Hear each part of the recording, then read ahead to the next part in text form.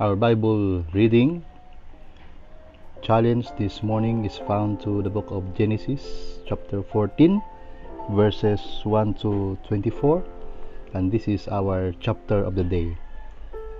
Verse 1 says, "And it came to pass in the days of Amraphel king of Shinar, Arioch king of Ellasar, Kedorlaomer king of Elam, and Tidal king of nations."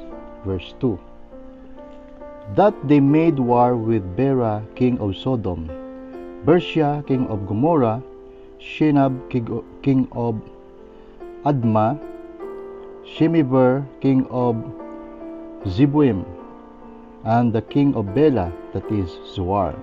Verse 3, "All these joined together in the valley of Siddim, that is the Salt Sea." Verse 4, 12 years they served Kedorlaomer, and in the 13th year they rebelled.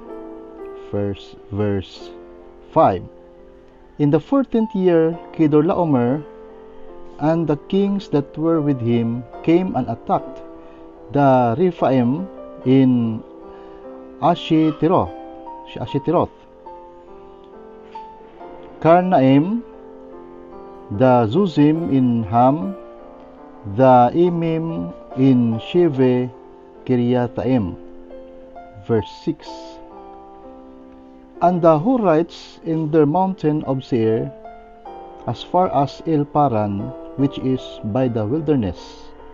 Verse 7, "Then they turned back and came to En Mishpat, that is Kadesh, and attacked all the country of the Amalekites, and also the Amorites who dwelt in Hazezon Tamar." Verse 8, "And the king of Sodom, the king of Gomorrah, the king of Admah, the king of Zeboim, and the king of Bela, that is Zoar, went out and joined together in battle in the valley of Siddim." Verse 9, "Against Kedorlaomer king of Elam, Tidal king of nations, Amraphel king of Shinar, and Arioch king of Ellasar, 4 kings against 5. Verse 10, "Now the valley of Siddim was full of asphalt pits, and the kings of Sodom and Gomorrah fled. Some fell there, and the remainder fled to the mountains."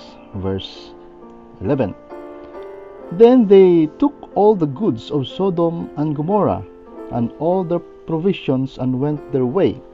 Verse 12, "They also took Lot, Abraham's brother's son, who dwelt in Sodom, and his goods, and departed."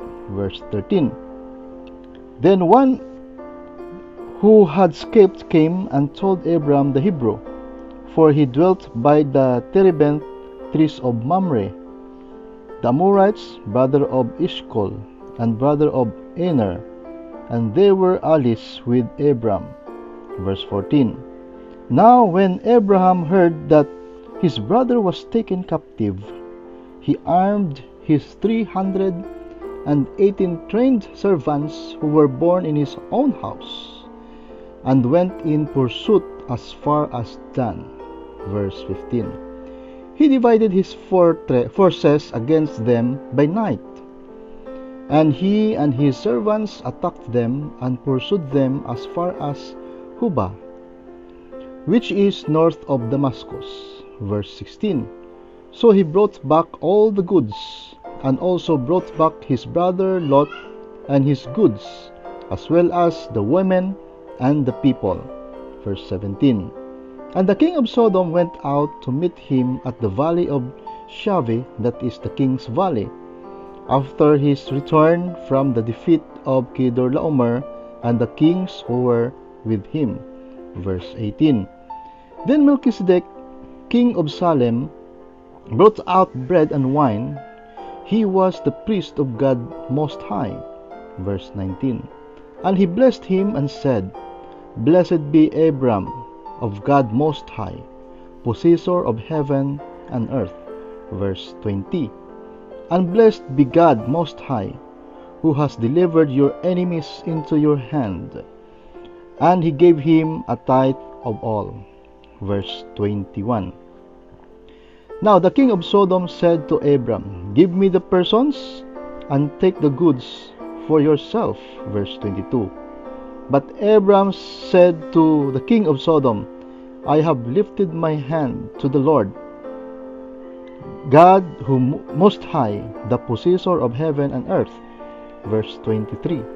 That I will take nothing from the thread to a sandal strap, and that I will not take anything that is yours, lest you should say, I have made Abram rich.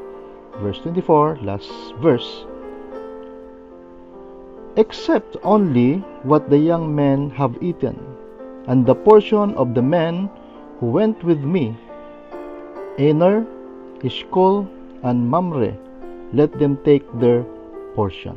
So this is our chapter of the day and also our Bible reading challenge. God bless you.